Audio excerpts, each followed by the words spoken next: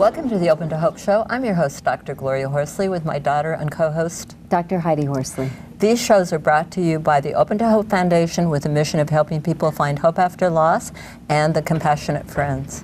Heidi, we've got a show I know you love because we're going to be doing some sibling talk today. Yes. And we are going to be talking about navigating a life after a sibling loss.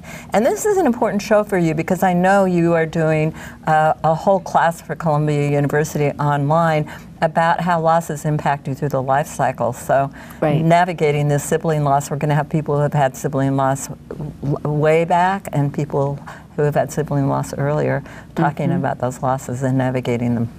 Yeah, I love the topic because, like you said, the death of a brother or sister impacts us throughout our entire life. And not necessarily just in negative ways. I mean, sometimes it's in positive ways. I mean, I found the career that I found because Scott was in my life.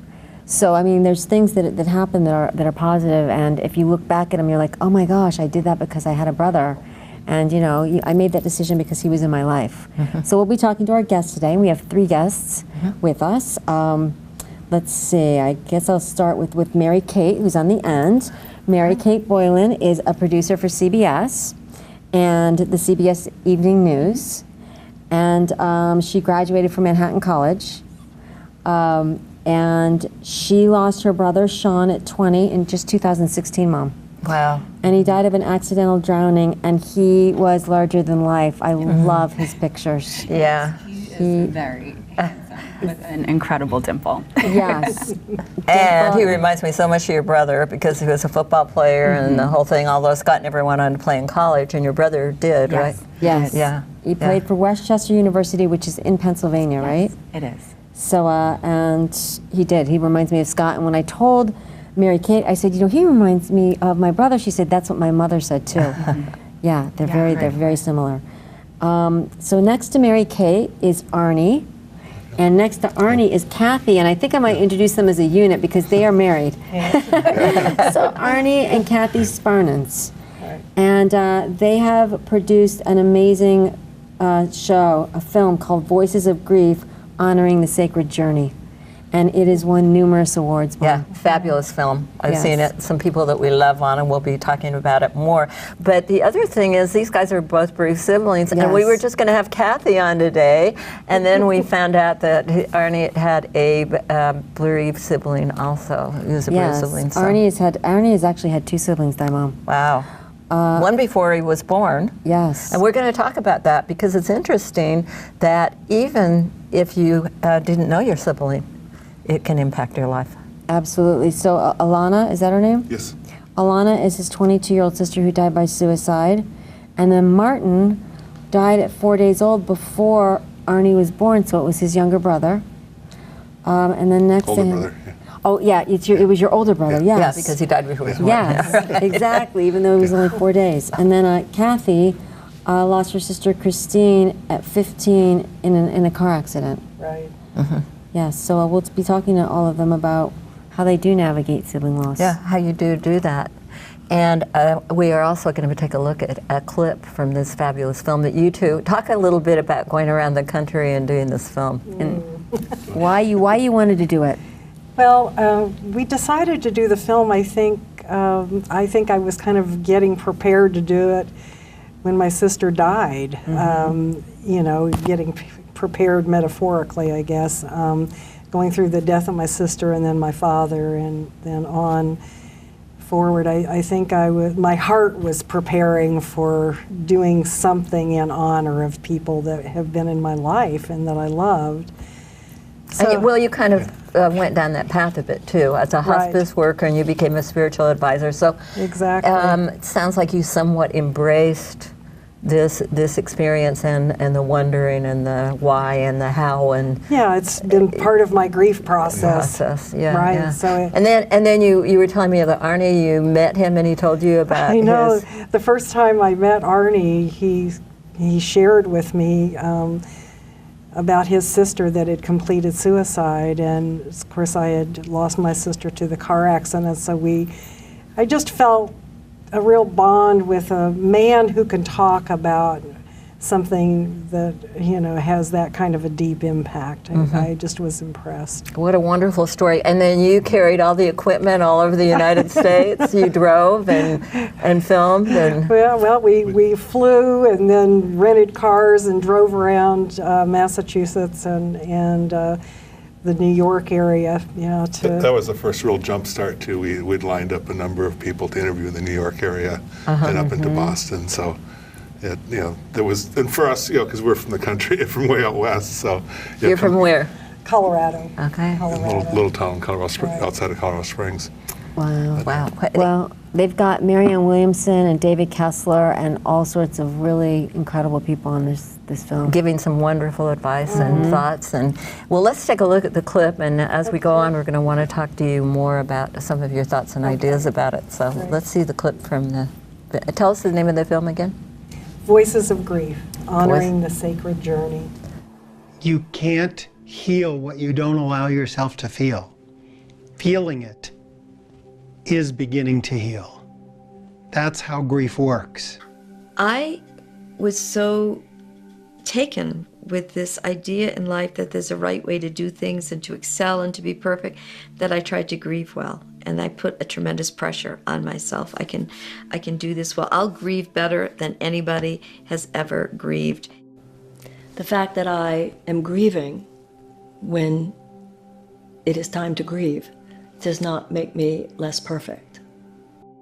A study recently showed 71% of Americans don't even know their neighbors. So we don't have people to story with even if we want to when somebody dies. They are becoming more virtual communities in the way we are more connected to our Facebook friends maybe than to the fella on the next corner. Yeah, so those are wonderful experts. Alan Wolfelt, fabulous, and then you have people talking about their losses throughout.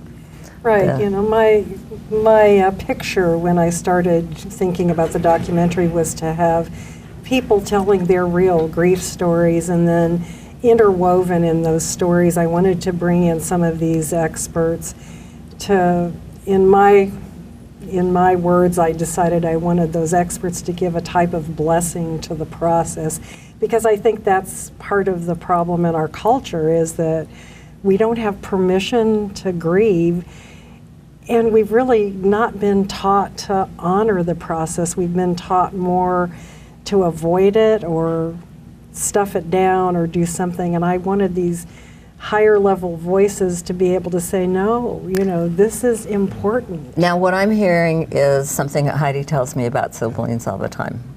The pushing down, the not having permission. I think that is almost a bigger case. Those words, I heard that so much from siblings, because everybody's telling you what. Well, I think what I've heard, and in my own situation, and I would be interested to talk to you all about it, is that when I would tell people I had a brother that died, they would ask me how my parents were doing.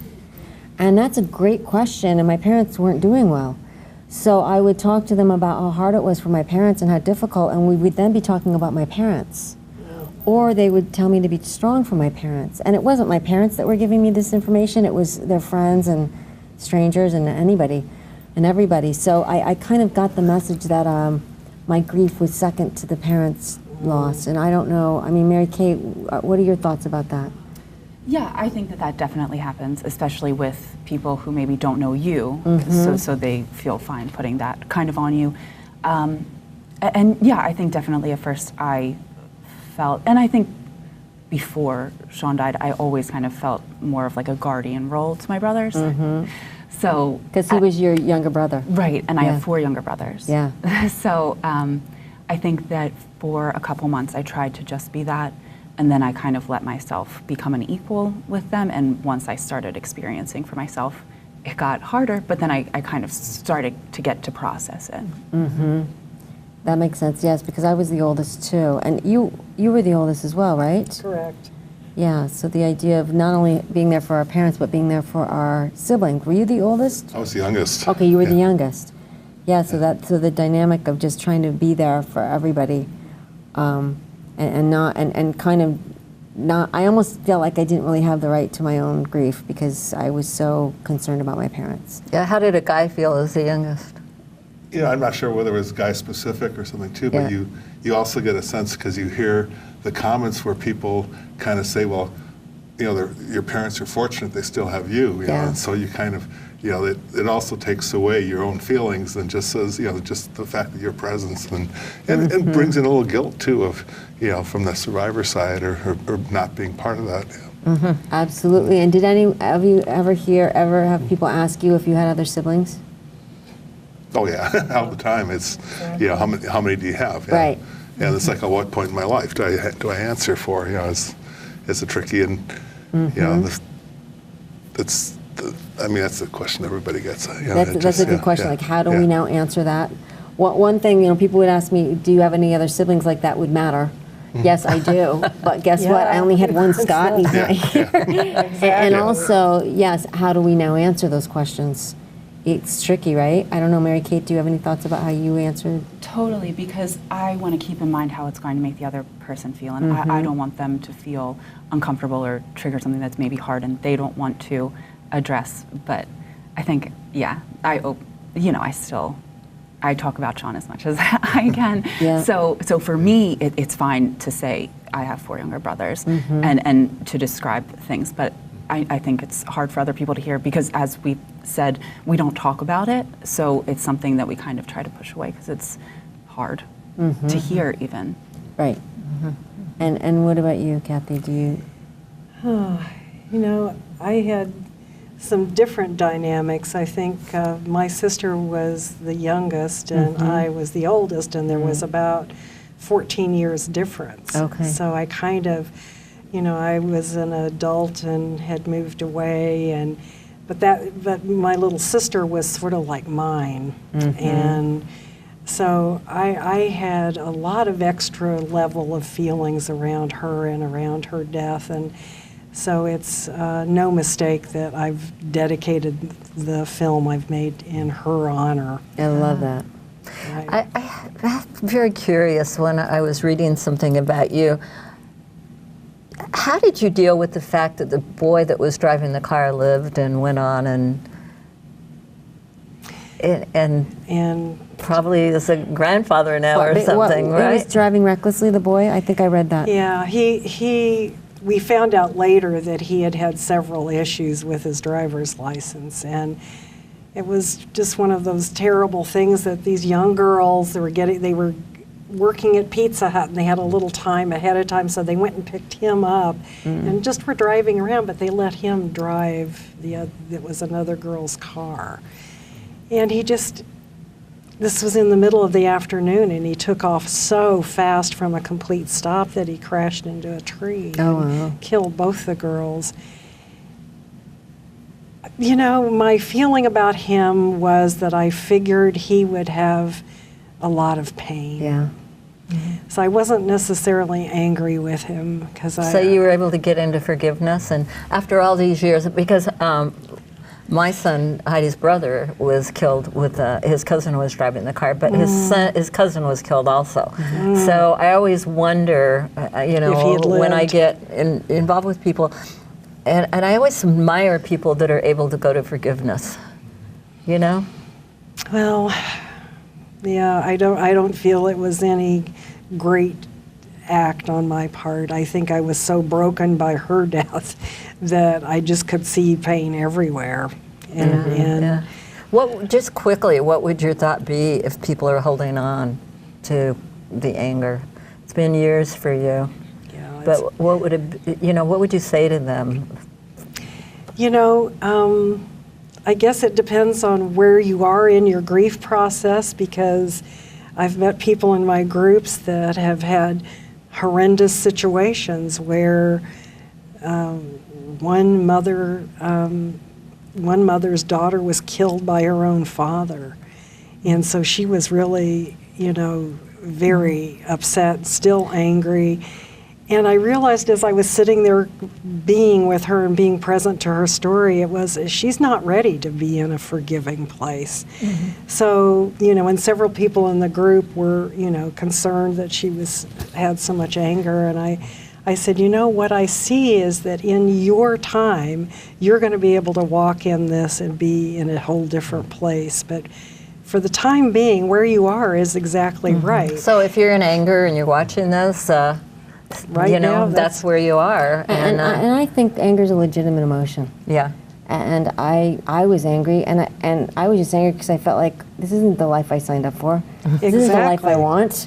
This life sucks. I don't want to be in a life with bereaved family. I mean, I don't know, Mary Kate, what are your thoughts? Oh, totally. Right. I feel like sometimes it still has me. I'm like, wait, I didn't want to do this, but it's hard, and it takes a while to. It's weird when it happens to you because you just think, wait a minute, this happened to me.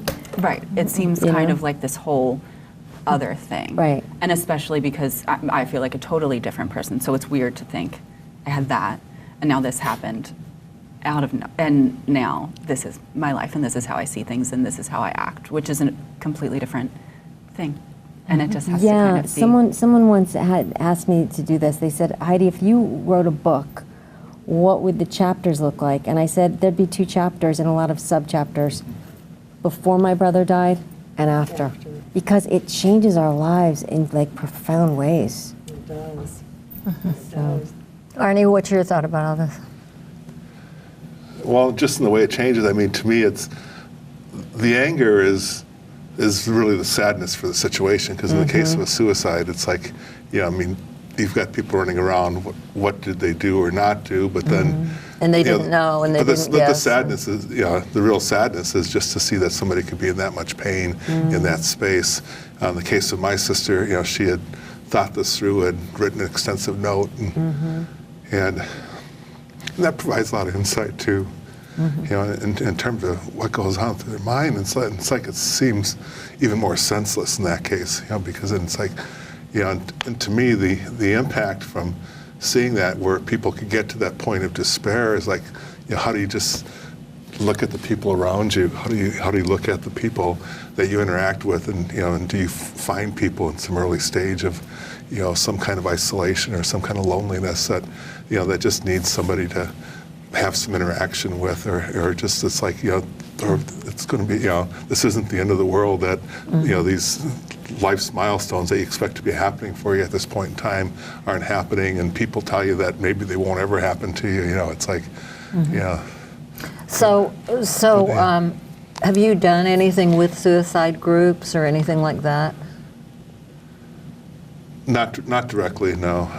But you've tried to help people, it sounds like. To me, it just kind of impacts more of like, especially, with work, in terms of how you interact with people at work, how you, I mean, it used to be like the social interaction with people back when I was in the school years, and, in the work years, it became, how do you look at people as somebody's son, somebody's father, I somebody's... love what you're saying, because I think this is exactly what we're talking about. You're more empathic. Is how it impacts you, how it makes you more sensitive. It does. As time goes on, and because I mean, that's the horror you see out there. It's like, because I just think of my father coming home, and just kind of the way that you look at him, and the way that as a son that you have the respect, and you see the struggles that they go through, and the challenges they have at work, and it's like, how do you not be that evil force that's out there, that's how do you be a force of good? Too prevalent. And I read something that said, everybody out there is struggling with something. Yes. But we all put on our game face. I mean, life is hard, and there's a lot of adversity. So I think that when you have great loss, yes, you are more in tune with everybody. Yeah. And I willing to agree. help them. I wanted to ask you, Mary Kate. These guys are before the internet, but you're not. How was the internet? Was that helpful? Was it useful? Did you, how did it go? And do you have some internet advice for people? Yes, I can't imagine that, because it lets you come out of feeling isolated. Because you kind of start to feel like, obviously people have felt this, but it feels like no one's felt this because no one's talking about it, and I haven't heard friends talk about it, and so how do you kind of deal with that? So I follow a lot of, there are Instagram accounts that I follow that deal with grief that are such a resource for me. I love it. There was one, I got into it from a book that I had read that I found online called It's Okay, You're Not Okay by Megan Devine. Oh, I love it. Yes, I recommend it to everyone. It was the first thing that I could kind of connect to, because a lot of times you hear platitudes and just see quotes that are very At least. right, and they don't really ring true when you're going through it. And it was the first book that was kind of like, this is terrible, and there's a group of people who feel for you. So Instagram accounts, I follow different Reddit threads about grieving that are super helpful, and that I've been able to recommend to people who have lost people since. So that's really helpful.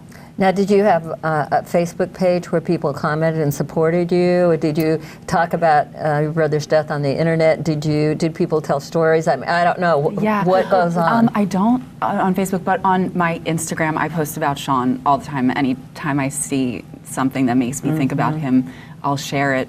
And it's a nice resource. I know there are videos that I've put up that people really like to see, because Sean so fun that it's fun to see that. He's taken like my phone and taken hundreds of selfies. So I have a wealth of information, but definitely. And I post things almost to him so that other people know what I'm thinking, because kind of moving forward, it can start to look like I'm just like leading a normal life, but Sean's always obviously front of mind. So I share it kind of to talk to him, but so other people know. Like what kind of things would you share? Just put a picture of him and say, thinking of you today or something? Yeah, exactly. Or, you know, I'm trying to be more like you today, or whatever's kind of on my mind. I love that. That's so cool. That's so sweet. So that memory, you know, we talk to people sometimes about compartmentalizing, and maybe we wrote a book with Eric Kipple, who is a quarterback for the Detroit Lions, called Real Men Do Cry. And one of the things Eric said is he has a candle. His son died by suicide, and his 15-year-old son, and he has a candle in his basement, and he goes down at a certain time and spends that time thinking about his son. And I think what you're talking about, you can compartmentalize a little bit, a little ceremony, a little something that, you know, puts you in mind. Do you guys have anything that you do personally that reminds you of your sister? Is there a birthday time, or is there anything that you particularly touches you? I mean, there's always the sad marker of the actual day itself, and in the case of my sister, it was Halloween. So. Oh, wow. Yeah. So do you have anything that you do then to take care of yourself?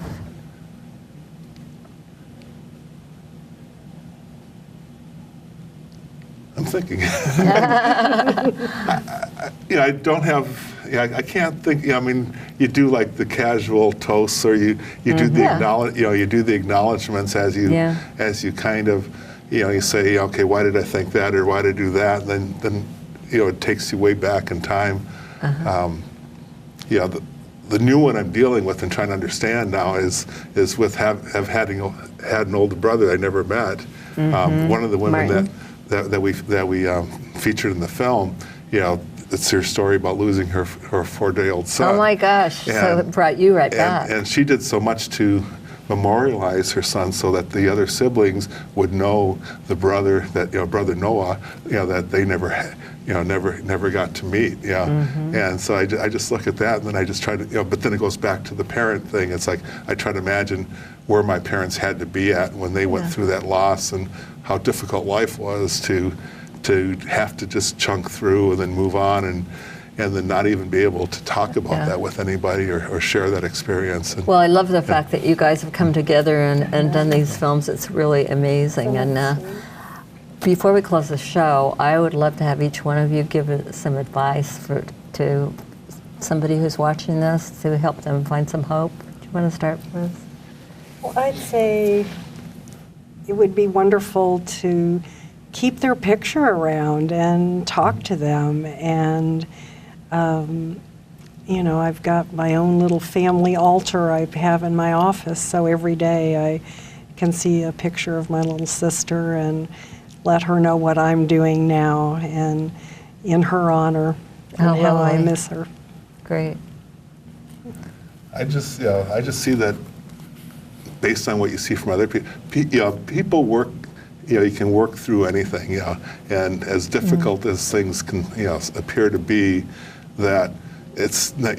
My father always used to tell me, it's like if work was hard, like they're not going to come down, break your legs and burn down your house. You may struggle, and so whatever our circumstances are that we're dealing with, is time does pass through that. Things work through, and that the possibilities are always there, and just to keep yourself open to making that happen. Yeah. I love that. Yeah, I think mine was just like listening to myself. You feel kind of crazy, and you don't really have precedent for what's happened. So just to listen to whatever you feel like you need, and if it's to retreat or engage or talk to someone, I think that is all you kind of can do. You're the only one who knows how you're feeling. I love it. Well, where can people get your film? You can go online. It's www.voicesofgrief.org, and we have the DVD available and also a whole educational kit for hospice or large groups. Oh, great.